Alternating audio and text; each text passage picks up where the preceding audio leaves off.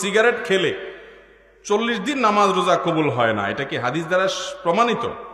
না, সিগারেট খেলে 40 দিন সালাত রোজা কবুল হবে না, এরকম কোনো কথা হাদিসে নাই। তবে ইবনে মাজার একটি বর্ণনা আছে, সেটি হলো যদি কেউ মাদক সেবন করে, মাদক গ্রহণ করে এবং এর ফলশ্রুতিতে সে নেশাগ্রস্ত হয়ে যায়, 40 দিন যাবত তার সালাত কবুল হবে না, ইবাদত কবুল হবে না। তো ধূমপানটা তো এটা তো এর ফলে এক নম্বর কথা হলো মানুষ আসক্ত হয় না, মাতলামি করে না, মাতলামি আসে না। দ্বিতীয় কথা হলো যে ধূমপান এমনিতে নাজায়েজ এবং গুনাহের কথা, সেটা নিয়ে কোনো সন্দেহ নাই। কিন্তু এটা এরকম না যে এটাকে মাদকের মধ্যে ফেলা যায় এবং এর কারণে আসকারা হাদিসে আসছে, শুধুমাত্র শারিবাল খামর না, মান শারিবাল খামর ফা আসকারা, পদ পান করলো এবং নেশাগ্রস্ত হয়ে গেল, তার 40 দিন ইবাদত কবুল হবে না। অতএব ধূমপানকারীর জন্য এটা প্রযোজ্য না, কিন্তু এর মানে এই না যে ধূমপান করা জায়েজ কাজ বা গুনাহ হবে না, এটাও অবশ্যই না জায়েজ এবং গুনাহের কথা। নোংরা একটা জিনিস, ধূমপানকারীর মুখ থেকে যে দুর্গন্ধ হয়, ধূমপানকারীর নিজে যারা আছেন, আমি মাঝে মধ্যে বলি ভাই, নর্দমার কাছে ড্রেনের কাছে গিয়ে একটু ড্রেনের গন্ধটা শুকে এরপর নিজের মুখের গন্ধটা শুকে দেখেন যে ওইটার চাইতে আপনার মুখের গন্ধ মারাত্মক।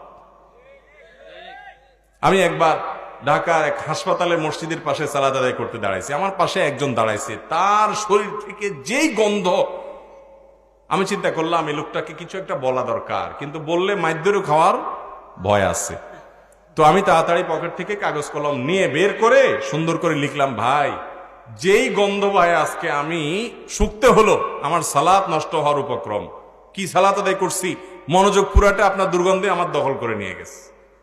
তো আল্লাহর হস্তে আল্লাহকে ভয় করেন, এটা আর করেন না। এটা লিখে কাগজটা আমি সাইডে রেখে, সে সালাতের মধ্যে আছে এই অবস্থায় আমি তার সামনে রেখে আইজো দৌড় কাইলো দৌড়,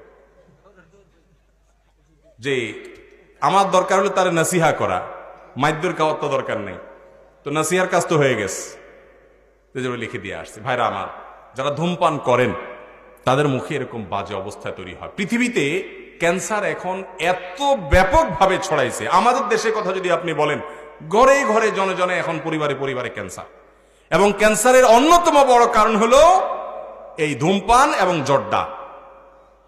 পানের সাথে চাবায়া চাবায়া রকমারি জর্দা খায় না অনেক মুরব্বীরা?